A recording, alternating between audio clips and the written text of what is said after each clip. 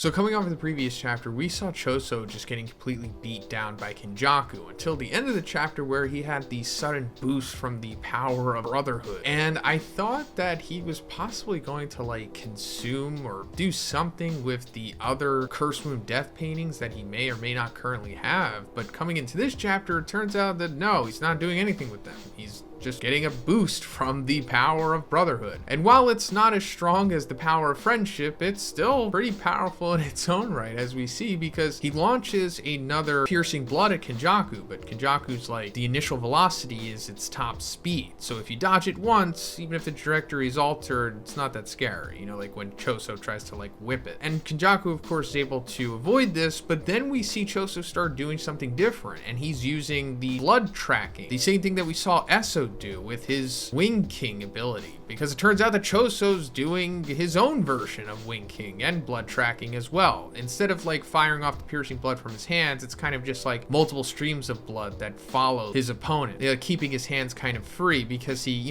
comes up to Kenjaku and tries to fight him with strikes. But of course Kenjaku is also able to avoid and dodge this as well, using cursed spirits to take the brunt of his hits, as he typically does. Like, that's been the story of this fight mostly. But then Kenjaku launches like these bladed cursed spirits at Choso, and he's using the disappearing cursed spirits to block my vision, and they wind up hitting him in his arm. And then Kenjaku says, even if you add tracking, it's a technique that's not as fast as piercing blood. It's useless. Your blood's poison won't affect me. I'm your father. So yeah, the tracking, while it's pretty good, freeing up your hands and having multiple streams and the whole lock-on aspect of them, they're just not as fast as piercing blood. And piercing blood already wasn't fast enough to hit Kenjaku anyway. But also him saying that like, your blood's poison won't affect me. I'm your father. And while that is true, because like over 150 years ago when Kenjaku made the Curse Moon death paintings, he was in Noritoshi Kamo's body, so that's how they have the blood manipulation ability. But it's like Kenjaku is in Geto's body now, not Noritoshi Kamo, so like, why is he still immune to the blood? Unless, I guess that doesn't matter because it was his brain, it still has the DNA in it, or there's some kind of jujitsu stuff he's doing. I don't know, I guess it doesn't matter. But also, it just would have been too easy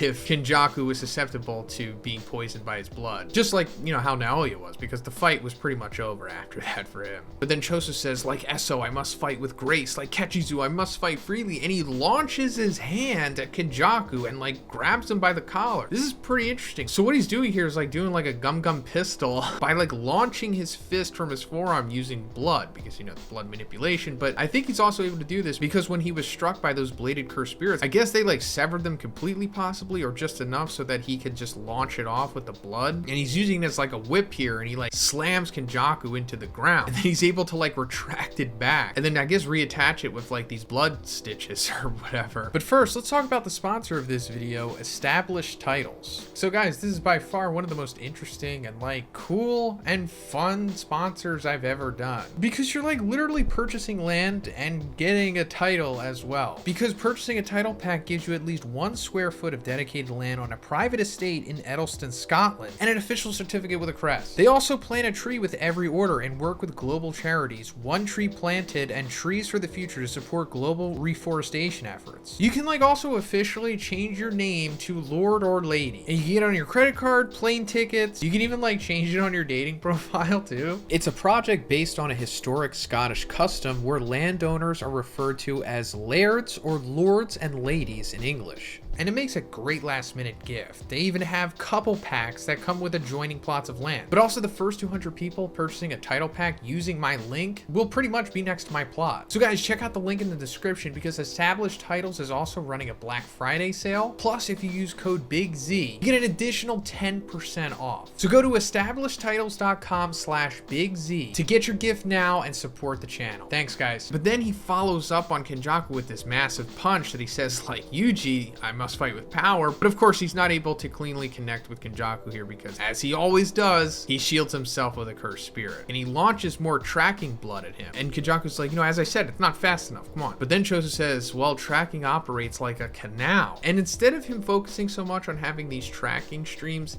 hidden. Like he said, he's using them as a canal, more of a delivery system for his supernovas, which are like his compressed blood bombs. And we see them come out of the streams, and he's catching Kenjaku off guard with this because he didn't expect that to happen, and he doesn't have enough time to shield himself with a cursed spirit like what he's been doing so far. And after they explode, they somehow don't make contact with him. And Choso's like, a misfire? No, he deflected the blood from every direction. And Kenjaku is visibly angered by this. Like, he didn't want to have to do this because, you know, it goes back to him saying like, I know you're trying to warm me up and get me to use techniques that doesn't come from cursed spirit manipulation because Tsukumo and Tengen are watching. So this was kind of like a minor victory for Choso because he forced him to do, as he says, something besides cursed spirit manipulation. And it's like, what is he doing here? Judging from the looks of it, I guess he's doing some kind of barrier technique, right? Because I guess that's what it has to be. Because also Tengen said that besides himself, Kenjaku is like, I don't know, I guess like the second best barrier user. So I suppose it's a barrier technique. Why not? Also, I don't think that means that this is like Kenjaku's innate ability, because Tengen also can use these barrier abilities despite it not being his innate ability, because his innate ability is, you know, the immortality thing. So I assume it's just that for Kenjaku here. And speaking of like what his innate ability is, I guess, you know, we just assume it's his ability to like transfer his brain to other people, but there's also the possibility that that's not it, and there could be like a swerve there from Gege, and it's like that's just something that maybe Kenjaku was able to figure out on his own because, you know, he's like a mad scientist or whatever, and then maybe his innate ability is something else and it's crazy. But most likely it's like the brain hopping thing, because that also would further parallel to Tengen, because this is like, you know, kind of immortality in its own way. It's very similar to what Tengen does. But then after this, Tsukumo suddenly comes in and she's like, I may be an only child, but good work, big brother. And that's where the chapter ends.